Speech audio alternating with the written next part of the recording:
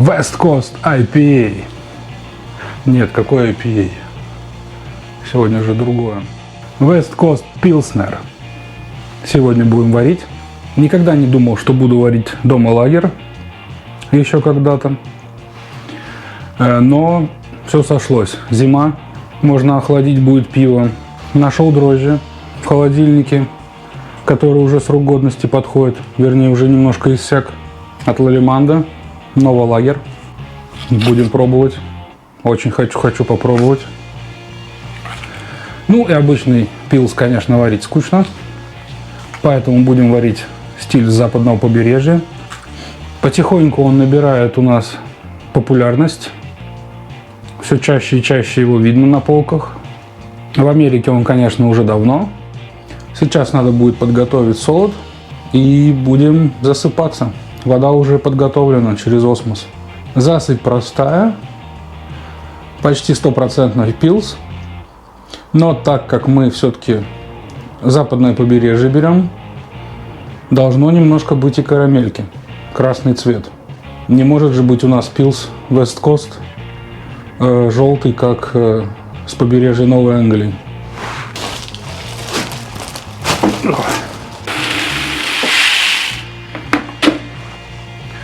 Расчет будет у нас на 25 литров готового пива. Для этого будем использовать 6 кг солода. Водный профиль примерно 1 к 4, чтобы легко мешалось. Из этих 6 кг солода 5,5 чистый пилс и 500 грамм карамельки для цвета.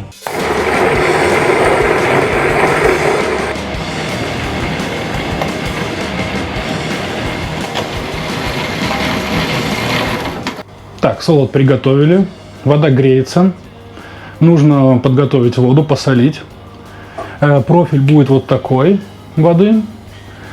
И по калькулятору можно посчитать. То есть у нас будет кальциум, хлор. Сколько я там посчитал? 2 грамма. И кальциума СО4 6 грамм. Потому что у нас будут, конечно же, американские хмеля на Whirlpool. И на сухое охмеление пойдут еще, поэтому надо будет их сульфатами подчеркнуть. Все, добавляем соль, брютан-би и засыпаемся.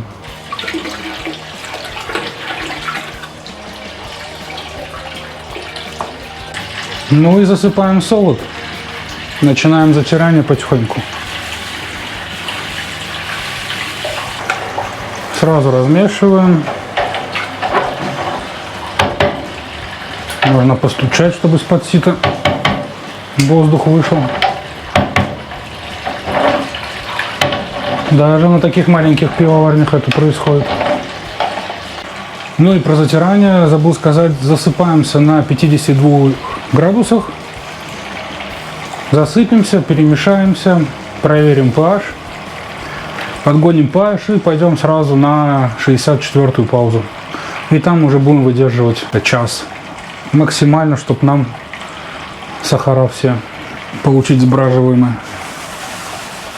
Как засыпались, начало затирания. pH 5,5. Чуть-чуть опустим до 5,1, 5,2. 5,2 будет тоже норм. Такое чуть желтенькое становится. 65-я минута начинается. Будем держать час.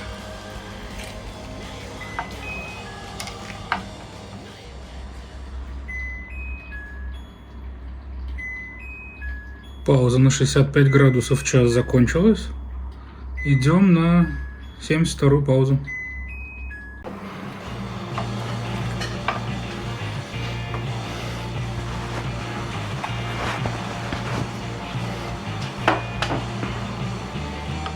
Вышли на мешаут. 78 градусов, 5 минут сейчас. И будем делать промывку. Последний раз размешаем, разрыхлим. И уже будем останавливать. Пусть формируется промывочный, фильтровочный слой. Бункер подняли. И намываем слой. Ждем, пока пойдет чистенькая суска. Пока что без примесей, но не такое уж прям чистое. Сусло пошло уже такое полупрозрачненькое. Так что можно уже промывочной водой. Солода у нас было 6 килограмм. Промывочной воды дам сразу первый.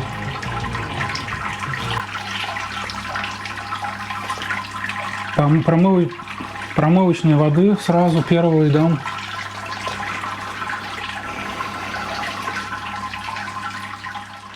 Сусла у нас было 6 килограмм, поэтому промывочной воды всего буду использовать литров 10. Первую промывочную воду дам литров 6. Потом посмотрим, как будет. Может, чуть разрыхлим и дадим вторую промывочную. Промывочная вода где-то 75 градусов. Так, получается, разбавили 10 литров. Получилось в бочке, в пивоварке 29 литров и плотность 13. Ну, будем разбавлять, сколько влезет в пивоварку. Так, разбавили, добавили литра 3. Уже 11 получилось. Еще разбавляем. Так, не получилось разбавить до 10 и меньше. Места в пивоварне уже нет. Ну, так я и подозревал, что 6 килограмм это многовато. В следующий раз будем брать 5. Когда будем пил сварить. Или не крепкое какое-то. Выгребли. Фух. Так, хочу показать, что еще я прикупил. Альфа-амилазу. Так как у нас будет лагер сухой, должен быть полностью выбродивший, то эта штучка нам поможет. Но есть небольшая загвоздка. В инструкции написано, что pH оптимальный 5,5-5,8. Ну, я думаю, у нас где-то перед кипом так и есть. И проблема в том, что нужно держать около часа на 84 градусах. То есть получается как-то ни туда, ни сюда. Ни во время затирания не могли ее кинуть, ни во время кипа. Ну, деваться некуда, хочется ее испробовать. Так что перед кипом будем еще час держать на 84 градусах, чтоб наши сахара расщепились и дрожжи смогли все скушать. Ну и давайте вместе посмотрим, что это за такое. За альфа-амилаза, никогда сам не давал. Вообще непонятно, в каком оно виде там. Вроде что-то жидкое.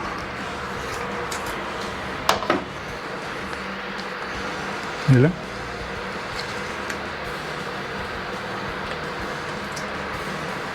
Да, жидкое.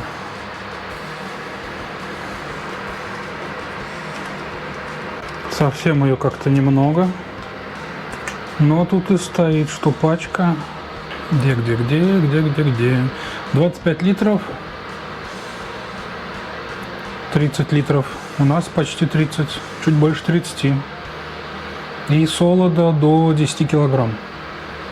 То есть туда мы тоже влазим.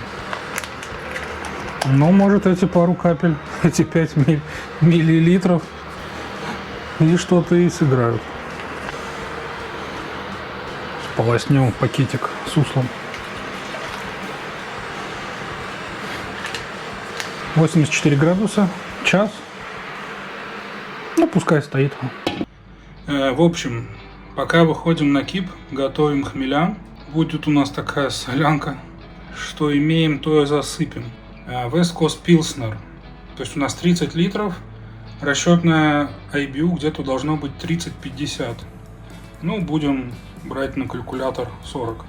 Вообще у него по характеристикам цитрусовый, хвойный такой и умеренно тропический. Вкус, аромат должен быть. Поэтому, что у нас есть? Как всегда. Коламбус Альфа 16 на 10-й минуте даст нам горечь. Какие у него показатели? Хвоя, смолистость, даже может где-то дать пряности. Его же будем давать на 60-й минуте на вкус 20 грамм. То же самое нам даст и во вкусе. Больше задавать будем только на Whirlpool на 80 градусов после того, как откипим. Simcoe. У него там альфа 12. И Mosaic. У Mosaic альфа где-то 15, где-то в среднем, тут я уже не вижу. Они оба пойдут на Whirlpool. Simcoe тоже дает хвою и цитрус.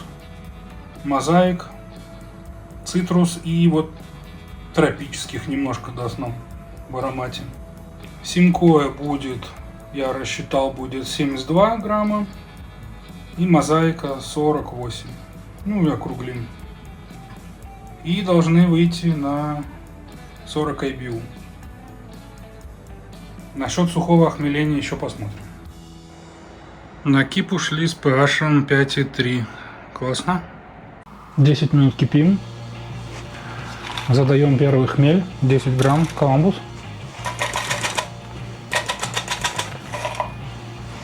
Пивоварка под завязку забита. Балансирую между, чтобы кипело хорошо и не выплескивалось. Потихоньку кип подходит к концу. Скоро на 60 минут, на 60-й минуте мы будем закидывать наш хмель на вкус. Поэтому надо закинуть чиллер. И вот в таком мешке, в этот мешок будем закидывать хмель. Так как хмеля у нас много на Whirlpool, так сказать, у нас тут, наверное, Whirlpool не будет, закрутить не сможем, собрать не сможем. Маленький хмелеприемник, который бывает такой круглый, тоже мне как-то не нравится. Он и сдерживает хмель, и, в общем, пихаем эту штуку. Пускай все дезинфицирует все. Блин, сейчас все польется. Я не подключил. Не знаю, что из этого получится, насколько это пропускает тоже. Посмотрим, в общем. Все у нас тут кипит, бурлит. Все, осталось 15 минут. Задаем хмель. Так, пошел у нас хмель на вкус. И сразу будем... Не, ничего не будем пока. За 10 минут еще посолим, чтобы наши дрожжи лучше себя чувствовали. Так, ну и 5 минут осталось. Задаем брютан. Все, кип подходит к концу. Кипели мы 75 минут. Дали на горечь, на вкус хмель. Посолили, брютан дали. Теперь надо чуть-чуть охладить. И давать, так сказать, на Whirlpool хмель оставшийся. Кип заканчиваем с pH 5,4. Отлично. Во время брожения упадет немного. И пиво останется не кислым. Ну и уходим на брожение с начальной плотностью 12. Класс. Да, вот только сейчас наполнился чиллер. Тихонько пошла температура на спад. Ну, где-то 90-80 можно давать. Давайте 85 и остановим. Потихоньку само будет еще охлаждаться. Да. Целая пачка хмеля. Будем задавать в этот мешок.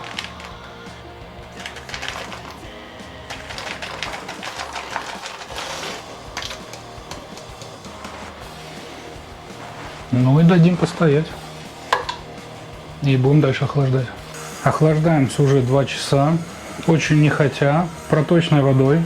За 2 часа где-то до 18 градусов охладили. И что по дрожжам? Атлел Лиманда. Новолагер. Рассчитан на Температура брожения 12 градусов.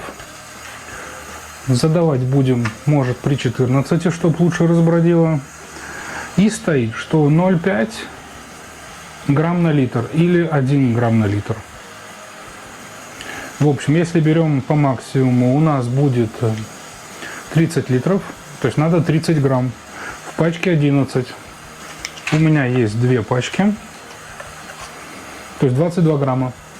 По максимуму уже мы не попадаем. А если бродить при холодных температурах, при 12, как я планирую, то нужно, конечно, по максимуму задавать. Поэтому как минимум будем задавать 22 грамма на 30 литров. Может, чуть меньше получится. Ну и будем ждать, пока охладится проточной водой. Вряд ли оно до 12 градусов 14 охладится. Посмотрим, когда встанет охлаждение, начнет температура, перестанет температура падать.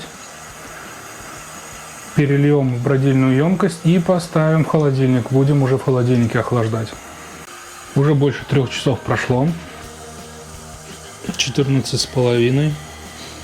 Вот было 14,4. Сейчас прыгнул на 14,5. Все, значит, оно уже как-то не охлаждается. Будем переливать и в холодильнике охлаждать до конца уже.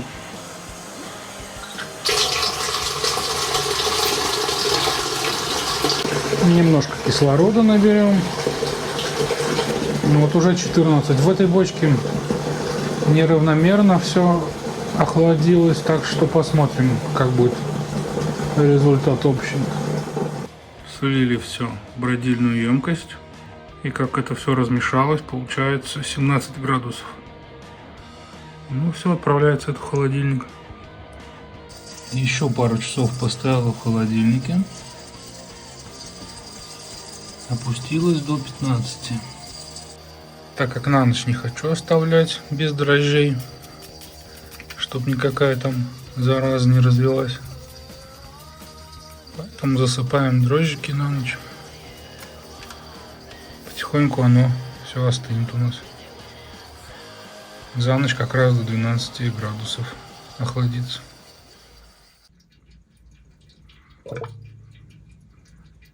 Ровно через сутки забродила потихоньку. И как раз температура тоже стабилизировалась на 12 градусах теперь. 3 дня как закинули дрожжи. Активно бродит. И за 3 дня 10% сахара по плату. 2% съели. 6 дней как дали дрожжи. Бродит потихоньку.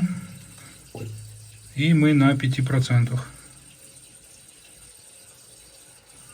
Хотя нет, на 6%. Хочу сейчас поднять на 14 градусов. Пройдем диацетильную паузу. Потому что не знаю, насколько сбродит. Какая конечная степень сбраживания. И чтобы не пропустить, лучше сейчас. 8 дней. Как дали дрожжи. И мы на 4. 11 дней. Так и стоим на 4. Чуть больше 2 недель. Так меньше 4 и не падает. Будем захолаживать, ставить под давление. Продезинфицировали кек с торсаном, продули. Постоял несколько дней. И сливаем потихоньку. Пока отстаивался, уже там и не осталось пива. Может, сейчас 10 наберется. Пиво стояло на балконе, плюс-минус 0 был. И пилось прям с крана, как цвикель. Достал бутылки со склада, так сказать. Нужно будет их сейчас подготовить тщательно, продезинфицировать. Ну и зальем старсан.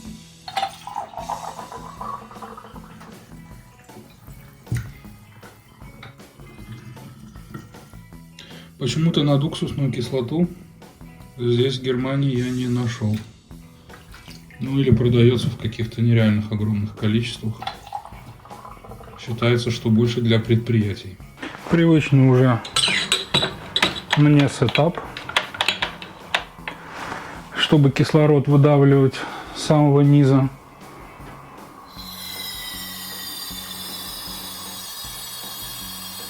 Продуваем секунд 5.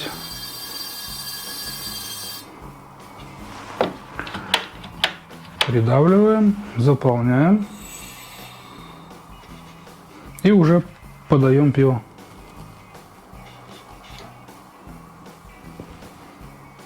Тут регулируем скорость подачи.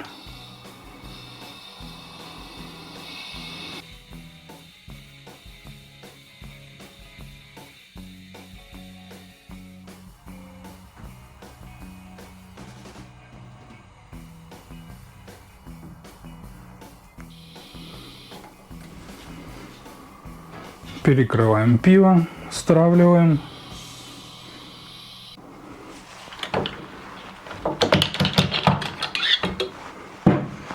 И закупориваем.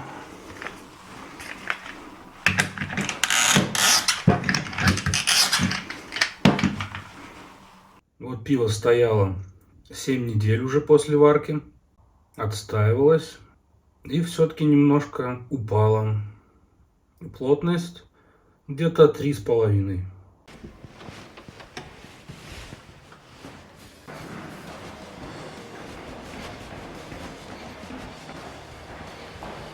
Ну и решил я прогуляться, поискать пилс. Раз мы варим пилс, надо посмотреть, какой пилс на районе я смогу получить. Так что едем в магазин. Так, ну погнали.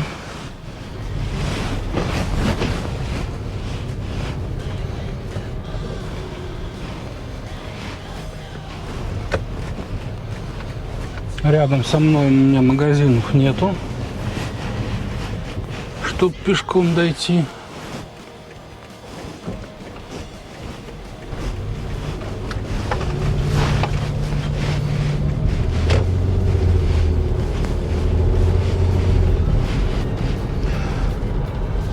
Ну и большинство в Германии, конечно, закупаются сразу ящиками.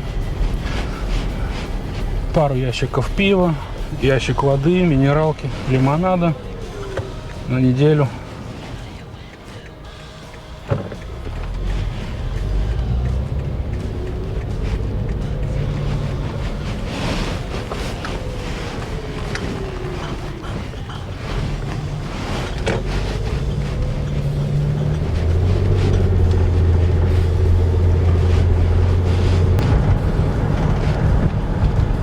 Ну и пока пятница, обед.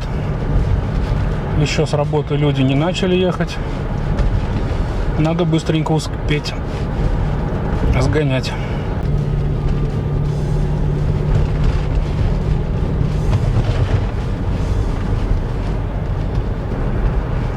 Показывать я буду только то, что у меня на районе, поблизости.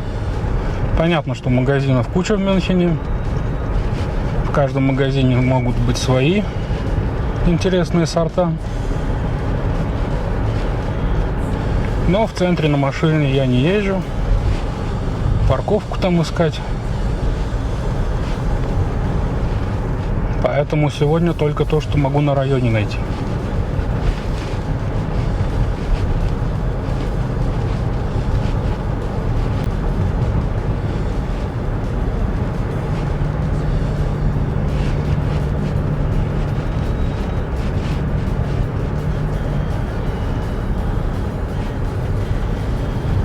Да, приходится выезжать на такую большую улицу, проездную,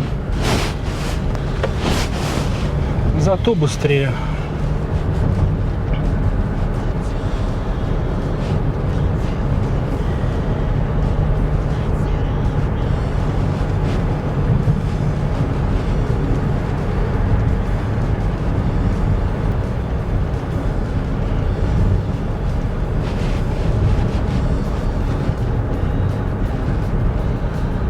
То есть, кто в Мюнхене ориентируется, сразу может уже понять, на каком районе я живу.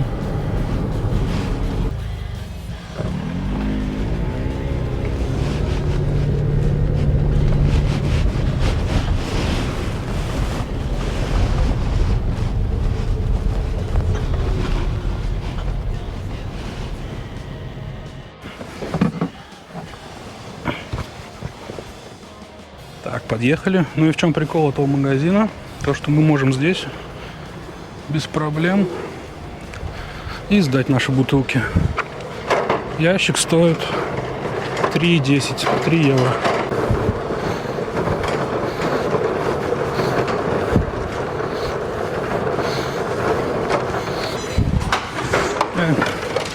Danke. Danke.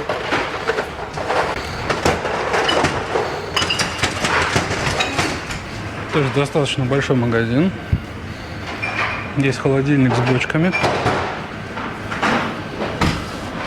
20-30 литров. Вот так вот стоит. Сколько? 30 литров. 70 евро. Ну и за бочку надо будет отдать 50, потом ее тоже сдать. Они выглядят как деревянные снаружи, но на самом деле железные. Есть тут и вино, но выбор небольшой. Сладкие. Пару сидров. Ну и вот уже пошли пивасы. Как видите, все в ящиках. Все берут, конечно, ящиками. Тут в основном все Хеллисы. Ну и давайте посмотрим. Лагеры, Хеллисы. Пилса нет. А нет, вот есть. Августинер Пилс. Раньше его не продавали.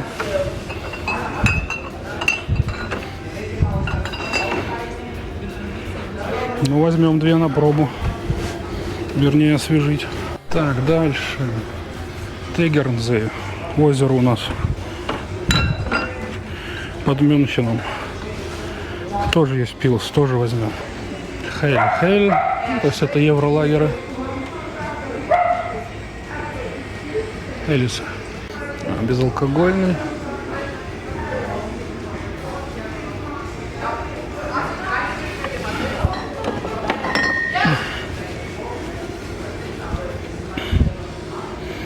Так, какой-то Кромбахер Пилс. 97 центов. Возьмем.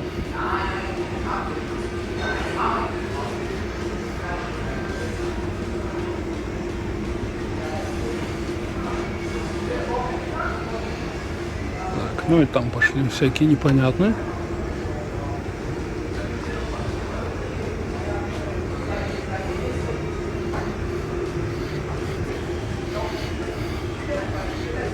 Ну, 3 нашли.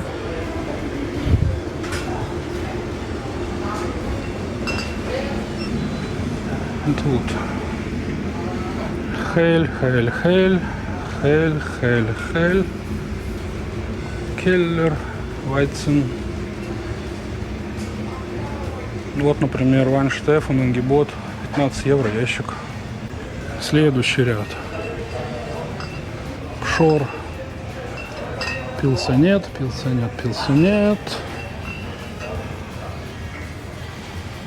Так, Ламброй. Новая, ну для нас новая относительно пивоварня. У них пилс какой-то был.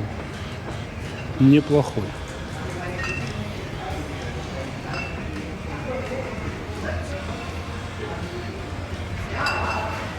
Еще бы. Так вот. Эдл Пилс.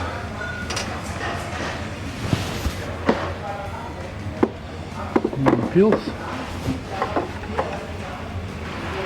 Био. Безалкогольное, безалкогольное. Так, а где пилс-то?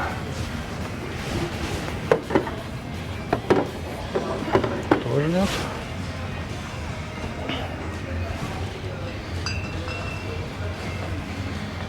Вот, биопилс.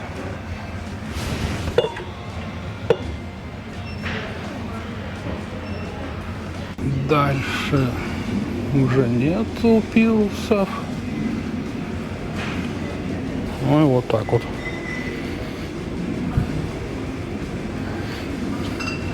Пойдем посмотрим еще другой ряд.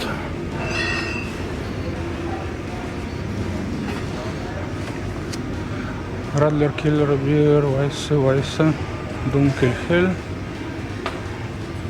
Не пойми что, специальная Хель.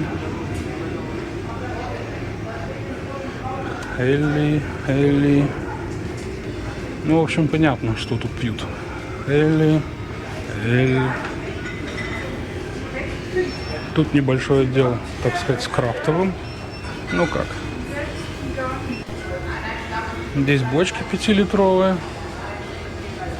Пати бочки. Разбрали, не такое уж прикольное это. Лагера. Пилснер Уркваль. Ну, его я брать не буду.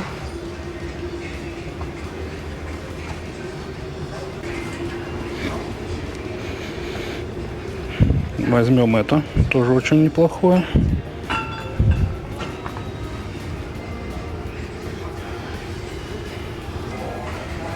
Дальше. О, Варштайнер. Чем отличается?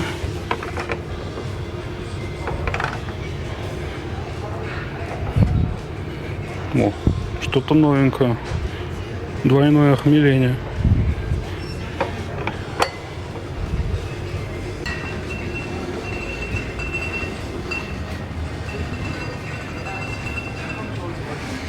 Ну и, конечно, Бэкс. Закупились пилсом. Не думал, что столько много найду.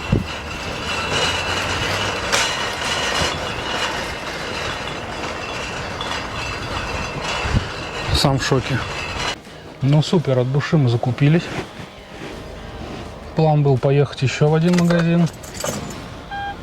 Но походу и так достаточно. Народ прет, едет. Все пиво закупают на выходные.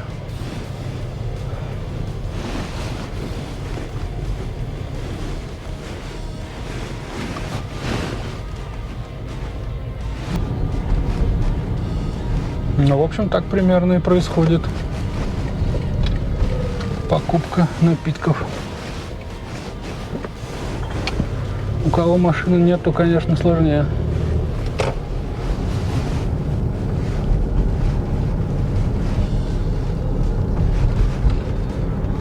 Но в Германии есть у всех машин. Ну вот вы видели огромный магазин. Куча всяких напитков. Ну, вина небольшой выбор. Крепкого алкоголя тоже небольшой выбор. Пива много, понятно.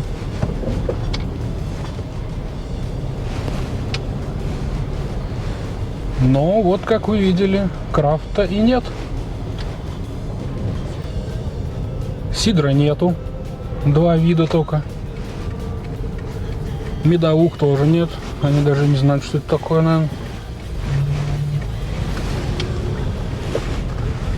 Крафта, маленькая полочка, и то местные, и невкусные. Никто их не берет, и я их не беру. Из-за них только все думают, что крафт это какое-то вонючее пиво невкусное. Лучше бы их вообще убрали с полок. Но пилсы есть. Хеллисы, лагеры есть. Пшеничные тоже куча всяких. Местные пивоварни, ну как местные, не мюнхенские, а с области варят West Coast Pilsner. А есть 2 пивоварни. Но их можно купить только в специализированных магазинах в центре. Ну и, как вы понимаете, туда особо на машине не поездишь. 1:30, уже пробки начинают образовываться. Надо доработать. Как раз охладится весь наш пилсик. И можно будет устроить небольшую дегустацию.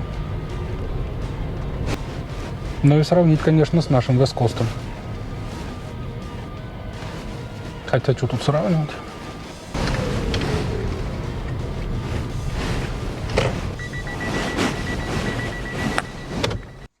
Так, распаковался я. Сам не ожидал, что столько найду разных. Не знаю, как я это все буду дегустировать. Зараз-то. Ну что, потихоньку рабочий день подходит к концу. Работа плавно перетекает в монтаж видео. И самое время, так как пятница, продегустировать наш West Coast Pilsner. С бутылки я его еще не пил, а с бочки пока отстаивался, да, конечно. Осталось с 30 только 8 литров в бутылке ушло. Стоял долго. Получается, после варки бродил 2 недели и уже ушел на 5 недель на отображивание. Ну и давайте. Аромат пошел сразу.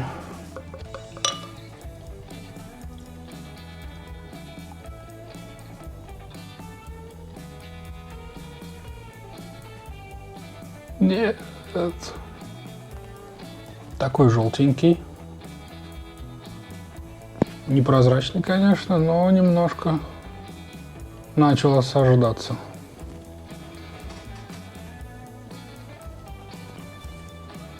Чуть-чуть такой. Карамель, уж не знаю, такую. Слабую карамель отдает.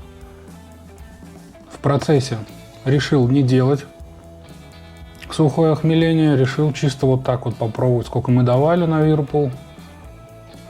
Оценить, как там пройдет. И потом уже, если что, сухим охмелением на следующий раз регулировать. Но запах обалденный. То есть лагерного запаха нету. Все только вот такие вот хмеля. Хвои здесь нету, не чувствуется. Такие цитрус есть. Ну и тропические. То есть как такая легкая IPA-ка. А где-то вот сейчас, вот где-то внутри, там на задних планах, что-то напоминающее пилс может и есть. Слабо-слабенько. Так, уже все. Надо пробовать. Обалденная газация. Да, на выдохе может и чувствуется пилс. Как раз вот еверский.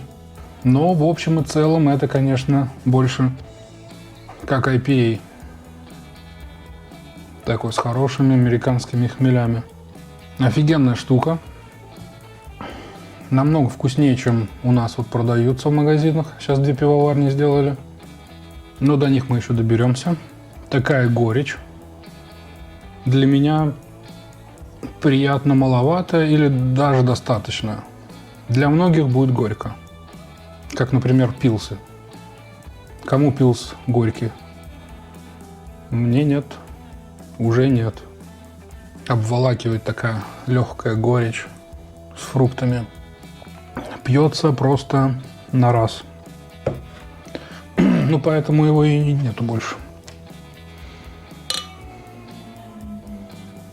То есть для лета, для весны было бы классно, если бы его осталось сколько-то. В общем, изменил этот сорт мое мнение о домашних лагерах. Его, конечно, надо делать летом вообще. Но проблема, для него нужна отдельная емкость. Потому что ждать 2 месяца и не варить пиво, это, конечно, не вариант. А лучше такую сразу на 2 варки емкость, литров на 60, ну 50 хотя бы. И это надо варить уже сейчас, к лету, к весне. Хотя завтра весна. Да, жалко, нигде такого у нас ни в магазине не достать. Что-то похожего, ни в барах, ресторанах нигде такого нету. Ну, поэтому приходится самому и варить. А, какой кайф.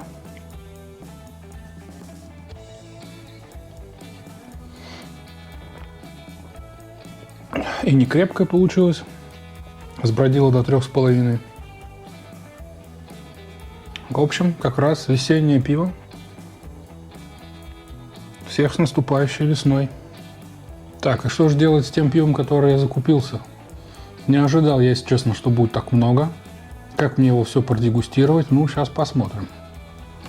Будем дегустировать и видео делать. Ну и будем потихоньку смотреть, что мы прикупили сегодня. Фленсбургер, Пилснер. Фленсбург находится на самом севере Германии. Что у него? 4,8%. Да и, в принципе, больше ничего интересного. О. Дегустировать будем с таких маленьких, с такого маленького стаканчика. По чуть-чуть. Ну и чтобы глоток был хороший. Первый раз я его попробовал, вроде это был первый раз, в кемпинге под Фленсбургом на севере, когда мы стояли там с ирландцами на мотоциклах. Заходило, ой-ой-ой, ящик выпили. Ну и вообще северная часть Германии, наверное, больше за пилс отвечает. Так, такой типично немецкий пилс, запах хлебный. Стоил он 1 евро 7 центов, потому что бутылка еще подороже, вот эта бюгельная, для понта. В общем, на запах, да, похож на немецкий пилс. Какая-то кислинка, что ли. Ну да, горечь есть, но не яркая, такое хлебно. Какие-то фрукты играют, что ли. Тяжеловато. Такое благородно тяжелое. Не на шашлыки идти с ящиком таким. Но пить можно. Вот сейчас пошла горечь, уже чувствую, все обволакивает. Помню, мы куда-то ездили, мини-путешествие, брали ящик такой. Так он, по-моему, там и остался. Ну да, не думал, что оно такое тяжелое. Что еще у нас есть? König Pilsner. Обычно оно продается на вокзалах. Если вот куда-то едешь на поезде, вполне себе мы его покупали. Но оно в банках там удобнее. 4,9. Стоило оно 98 центов. 0,5. Из Дуйсбурга. Это где-то вроде уже не прям уж север, но в сторону Бельгии. Где-то там. Пахнет лагером и хелесом. Ой. Не, ну это не пахнет пилсом. Да, евролагер. Я его люблю называть отпускное пиво. Приезжаешь в Испанию, Италию, Хорватию. Вот везде есть такое. Местное. Просто лагерь пива. Неблагородно, в общем, пахнет. Как вода. В общем, когда нет другого, можно его взять. Но вот так, чтобы поехать в магазин, взять себе на вечер, нет. Так, погнали дальше. Тегернзее. Пилс. Тегернзее, такое озеро под Мюнхеном. Старинная пивоварня. В Мюнхене почти не представлена. Только некоторые места есть, где можно попробовать. 0,33. 5%. Желтенькая, прозрачная. Ну, они все тут, конечно, через фильтр. Пахнет прикольно. Когда я учился, называли это таким пилс хрустящий. Ну да.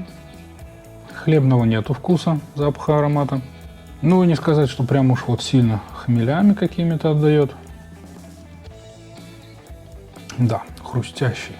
Так как оно тут местное, под Мюнхеном баварское, видать, испугались горечь давать, то вообще никто покупать не будет.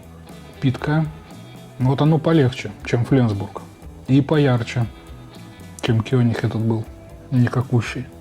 И вот уже пошла горечь. Да, классное пиво. Жалко 0,33. Бутылки таскать. А так, брать можно. Так, стоило оно... В общем, оно все плюс-минус евро стоит. Не может быть такого, что эта бутылка будет 2 евро стоить или 1,5. Тогда точно никто не купит. Ну и раз баварское пиво так пошло. Гулять так гулять. Августинер Пилс. Августинер, понятно. Огромная пивоварня мюнхенская. Представленная на Октоберфестах. 5,6. Нифига себе Пилс. Раньше его нигде не продавали. Ну, только в кафешках можно было. Сейчас, на удивление, появилось.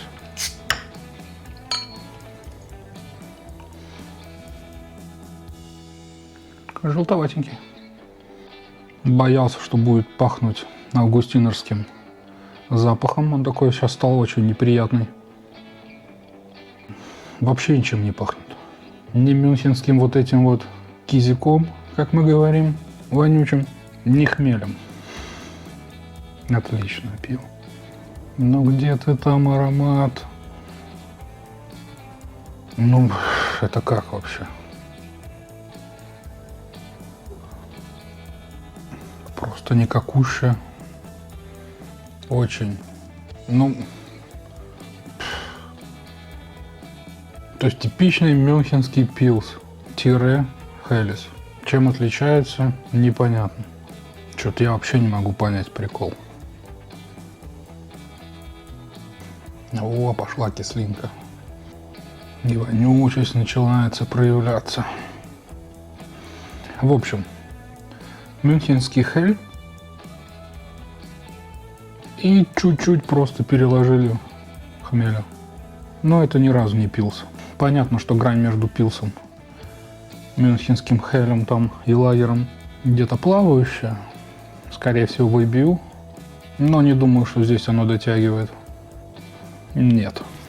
Так, что-то все какое-то легкое. Не хмельное. Поэтому Варштайнер. Двойное охмеление. Звучит круто.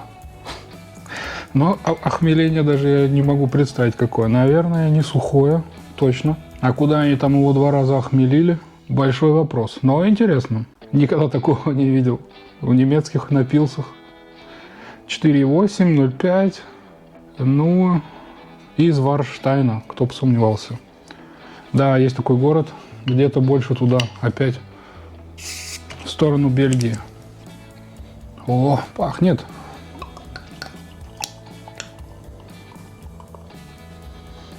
Ну, понятно. Желтенький, прозрачненький. Пахнет необычно. Понятно, я не эксперт в пилсах. И если устроить тут дегустацию слепую, будет, конечно, очень смешно. Ничего не угадаю. Необычный запах, я что-то в шоке. Прям вот для пилса точно не такой, как должен быть. Это что за хмель такой может быть? В сторону хлеба, хлебзавода. Но очень мало горечи. Странно. Я надеялся на бомбу. 2 раза охмелили, и куда ж оно? Да, горькое, но пахнет непонятно. Пахнет вот не просто хлебом, а чем-то еще. Но вот если знать этот запах, аромат, что это вот этот Варштайнер, то его вот по-любому угадаешь среди других. Какая-то странная горечь. Уж сколько я не перепробовал всяких пилсов. Не, его я себе брать не буду. Странно. Еще одно интересное пиво от Ротхауса. Елочные шишки. Пиво из Шварцвальда. Это уже больше в сторону Франции. А южнее. 5,1. 0,33. И это, наверное, одно из самых первых пилсов, которые мы пили в Германии. Осознавая, что оно действительно какое-то другое, горькое. Его я периодически тоже пью. Такой запах яркий. Желтенькое, прозрачное. Тоже вот такое яркое, хрустящее. Не тяжелое. Нет вот этого всего хлебзавода. Ездил я как-то во Францию, в Нормандию отдыхать на мотоцикле. И как раз в Шварцвальде, на границе с Францией, как раз в этом районе, пробило у меня колесо. Пришлось встать на ремонт на несколько дней. И уж там я этого пива опробовался, опился. Начинает так подходить. Горечь. Классно. Нет ничего такого неприятного. ни во вкусе, ни в запахе. Для лета обалденно. Классно его сделали. То есть почему вот Августинер не может сделать точно вот похожую такую? Супер. Брали, берем и будем брать. Ну и не будем останавливаться. Ламброй с Баварии, но уже с севера Баварии. Они позиционируют себя как биопивоварня. Чем они отличаются своим био от других, я не очень понимаю. Ну да ладно. Популярность она начала набирать как раз в таких заведениях, где любят био, биомагазинах, барах, ресторанчиках, где все угорают по био. Но пилс у них получился действительно неплохой. Понятно тоже. Прозрачный желтый, отфильтрованный. Яркий, прям очень яркий аромат. Какие-то хмеля использовали такие непонятные. Нету хлебности, нету вот такой терпкости, как у северных пилсов. Горечь слабая. Интересно, что они взяли за хмель. Ну, тут верно какой-то биохмель, какой-то хитро деланный. Аромат супер необычный. Тоже его ни с чем не спутаешь. Какой-то сладковатый аромат. Именно от хмеля, не из-за того, что там не добродели или еще что-то. Не цветочками, которые бывают. Прямо такой четкий, специфический аромат и вкус. Класс. Как оно у нас появилось в магазинах, я тоже его начал периодически брать. Если у вас есть, если видели, любите пилсы, даже не задумывайтесь, берите. И он подойдет даже для начинающих, кто не любит сильную горечь. Очень мягкий, очень прикольно пахнет. Прям вот идеальное пиво. Круто.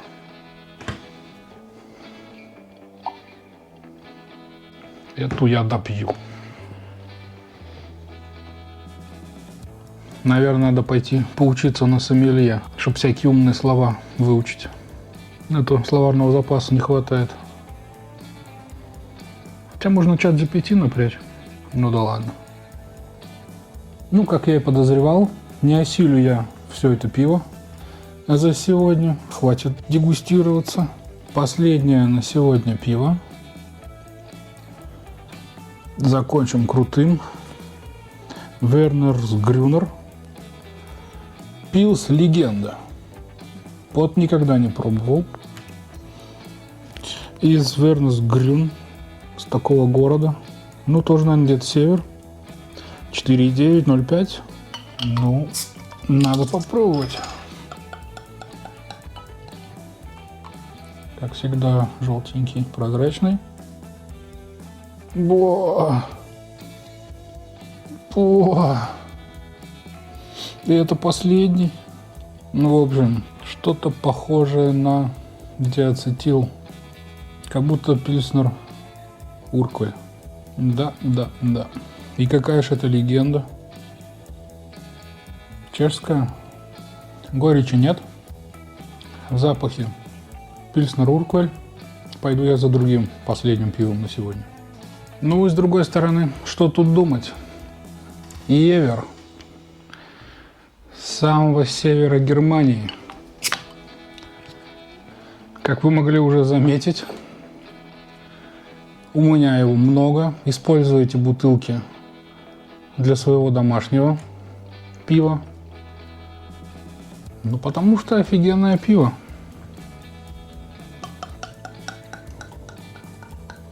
Раньше его было немного в магазинах. Сейчас набирает популярность. Прям он есть везде. В каждых маленьких магазинчиках, ларьках. Вижу, как люди его прям ящиками таскают. В общем, удачно они сварили. Ну и маркетинг хороший.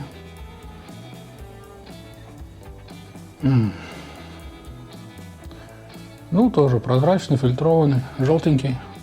Такая легкая у него горчинка. Не сильный. Такая горечь пошла приятная. нет никаких вонючестей. С одной стороны горечь, не сильная, но есть. С другой стороны какая-то мягкость. Для многих он будет, конечно, очень горький. Я уже привык. То есть для меня это пиво, вот если пойти на шашлык, на гриль, на выходные. То есть кто-то пьет евролагер обычный, но вот это вот суперское пиво именно. Были пилсы, которые поярче, поинтереснее, но это пиво крутое. Чтобы вот просто пиво, и чтобы не было это просто лагерь, евролагер, обалденно. В общем, цель какая была? Чтобы сделать вот такое питкое и еще с американскими хмелями. В принципе, что-то у нас и получилось. Если сюда задать хмеля, вот и получится наш West Coast Pilsner. Вот такая история получилась с пилсами немецкими и с новым веянием с Америки. Наконец-то выходные, начало весны. А к весне надо уже варить новое пиво. Уже есть новые задумки. Всех с началом весны!